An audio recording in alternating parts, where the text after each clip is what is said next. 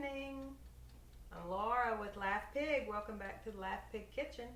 We're still doing our social experiment of October 2020 on what we can and cannot say on social media at this time in the world.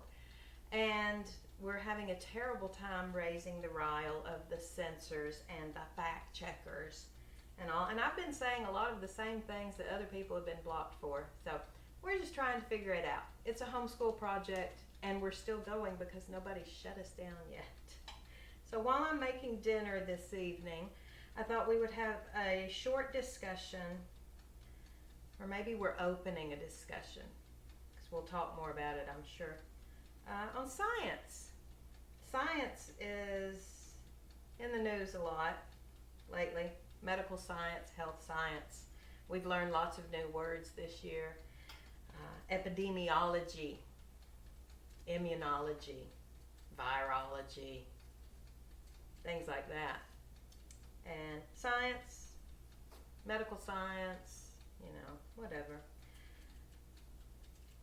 It seems to me that so many people, lay people, not scientists, lay people, regular old public, average Joe folks, have been screaming science as a reason to do some of the things they've been doing this year and a reason to blame others for either not doing what they think they should be doing or for doing things they think they shouldn't be doing.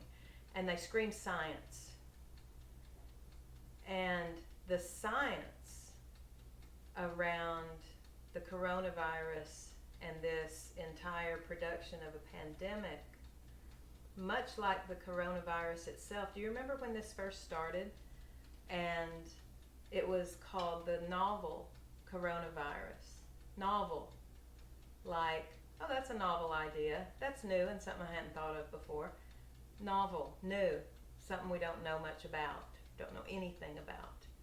So all of the science around the novel coronavirus is new this year. Would you agree? New science, which is fabulous, because at the heart of science, science is a working body of knowledge, a working and perpetually growing body of knowledge that corrects old ideas when new ideas are shown to be more valid, more truthful than some of the old ideas. Anybody remember Nicholas Copernicus? Copernicus was, I believe, in the 1500s. Yeah, he was around in the 1500s. It was in the 1500s that Copernicus pieced together that, contrary to popular belief of the time, which was that the Earth was the center of the universe and everything, or in the center of the solar system, and everything orbited around the Earth. And Copernicus pieced together that no, we actually all revolve around the sun, all of us. And he was afraid to tell anyone because he knew probably what would happen, because Copernicus was actually a Catholic clergyman and he knew how the church felt about science and things like that, and how they put heretics to death who said something different than what the science at the time believed.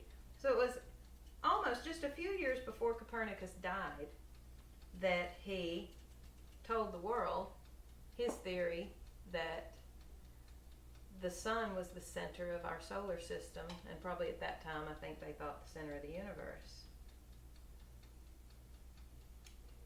But he died. Of course, nobody believed him. They trashed his name and all of that because that did not go at all with the science at the time. There was, I don't remember the gentleman's name, who was a supporter and follower and believer of Copernicus.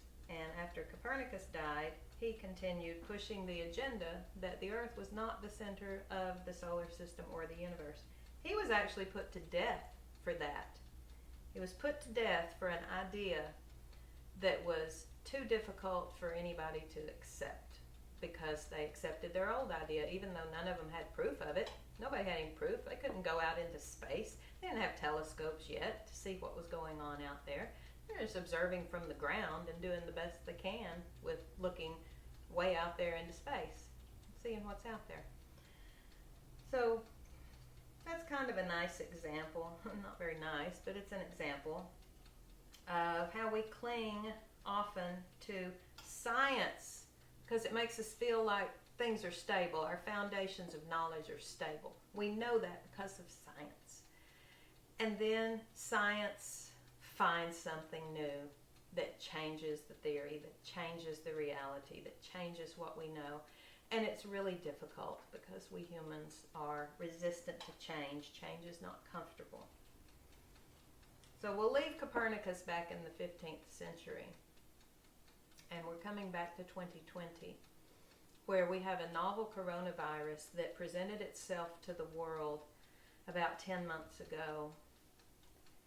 And we have people screaming science all over the world to try to get others to conform to their beliefs. I believe this science because this person said that it's for real. This politician said it was for real. This person that heads up a disease agency said it's real.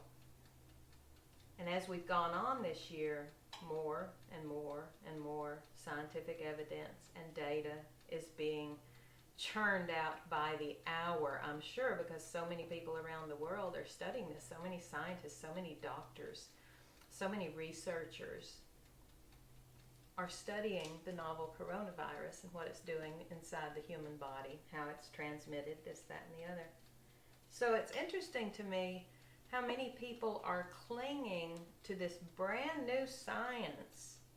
I mean, it's like we just discovered something brand new, but that we suddenly know everything there is to know about it. Definitely, without a doubt. I don't know, what do you think about that?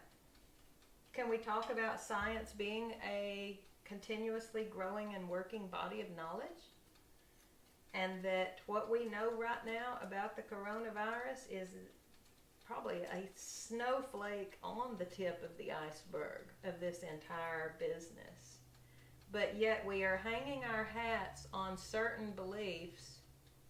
Yeah, I'm talking about masks, and I'm talking about how it's transmitted and how long it stays active on a surface. And there are people around the world that are bleaching and cleaning their produce because they're worried that it may have the coronavirus living on it and things like that. And we're doing this in the midst of knowing this much about the pathogen that we're dealing with.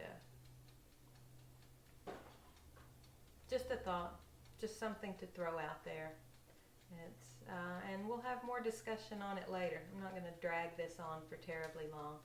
But can we talk about science? Can we talk about science in a way that, okay, well, I like what they're seeing here and I like what they're finding out here, but we've got a whole bunch of data over here that does not make any sense whatsoever with the narrative that we're being told, with the fear that we're being put under, with the lockdowns that we are experiencing right now that's destroying economies and destroying businesses, destroying entire nations right now because of something we know this much about.